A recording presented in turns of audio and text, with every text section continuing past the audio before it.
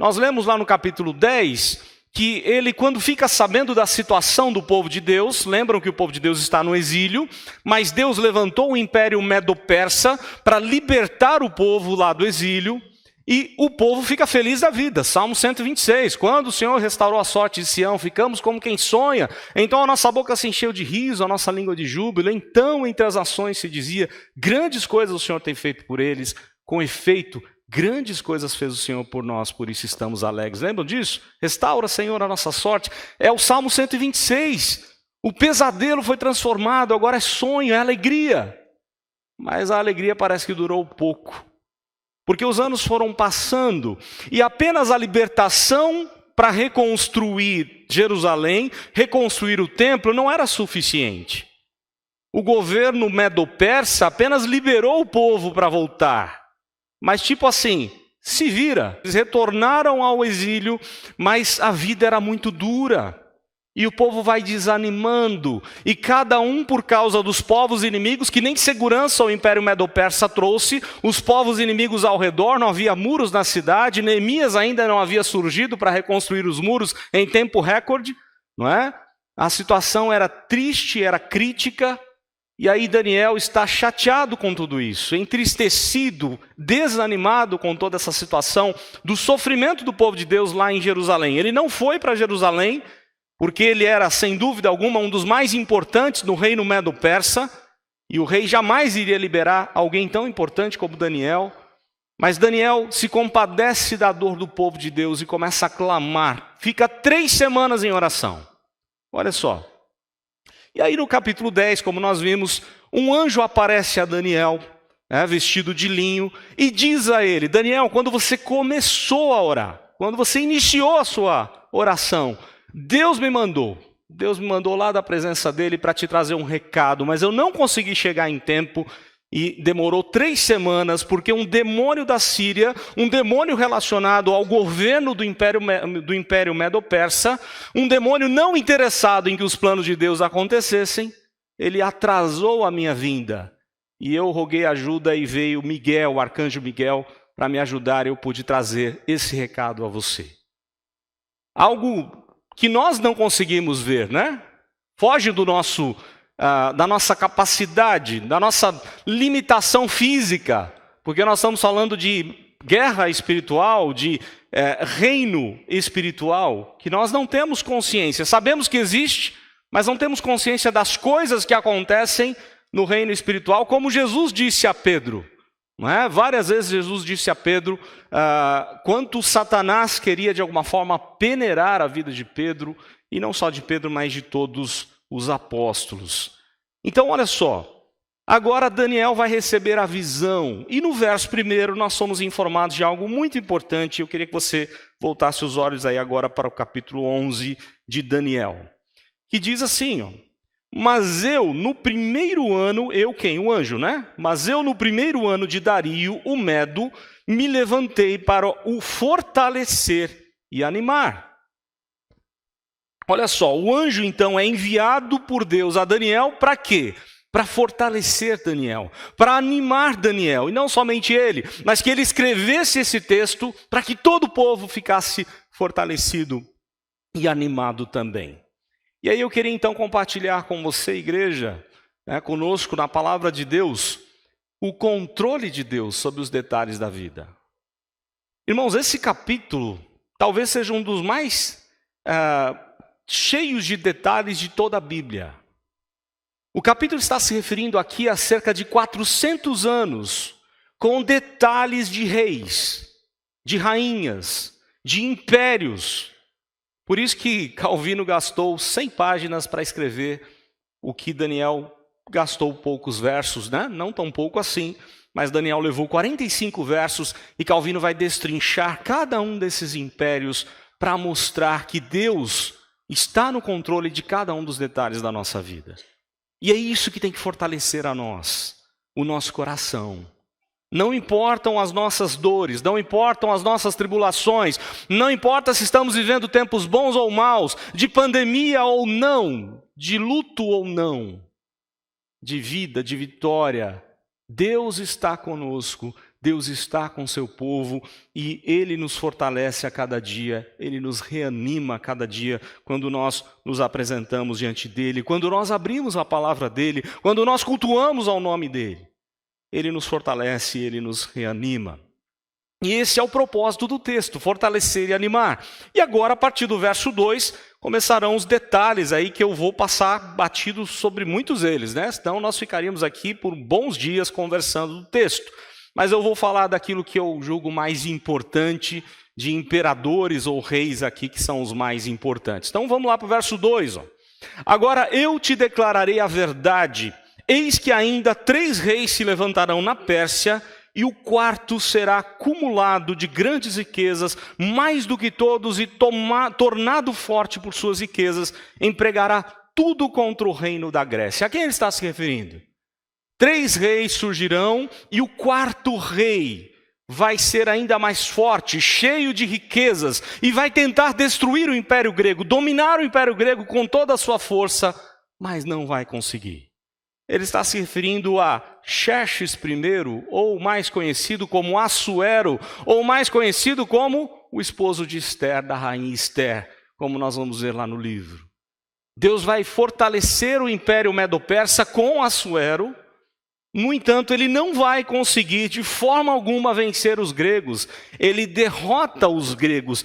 E os gregos ficaram tão irritados com Assuero que 100 anos depois da morte dele, ou quando ele perdeu a batalha contra os gregos, 100 anos depois, os gregos invadem a Pérsia e destroem ou destroem por completo o Império Medo-Persa. Verso número 3, olha só. Depois se levantará um rei poderoso, que reinará com grande domínio e fará o que lhe aprouver. Mas no auge do seu reino será quebrado e repartido para os 4 ventos do céu. Mas não para a sua posteridade, nem tampouco segundo o poder com que reinou.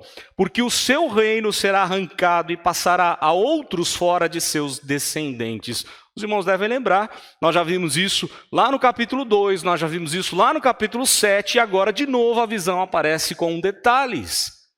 Um grande rei vai surgir, tão grande que o próprio nome já dizia isso, Alexandre o Grande imperador que morreu com apenas 33 anos, e com a sua morte mataram seus filhos, e o seu reino, o seu império foi passado para os seus 4 generais, alguns deles seus amigos que estudaram com ele, com Aristóteles, naquela escola, quando ele estudou na Grécia com Aristóteles e alguns desses generais.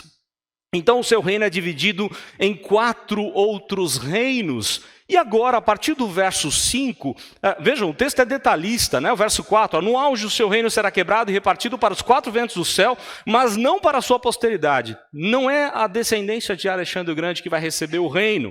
O seu reino será arrancado, de novo aqui, expressões como em todo o livro. É Deus quem coloca reis, é Deus quem remove reis. Qualquer pessoa que está no poder, qualquer pessoa que perde o poder, é por providência de Deus, é a vontade de Deus. Não adianta a gente querer ser contra ou a favor.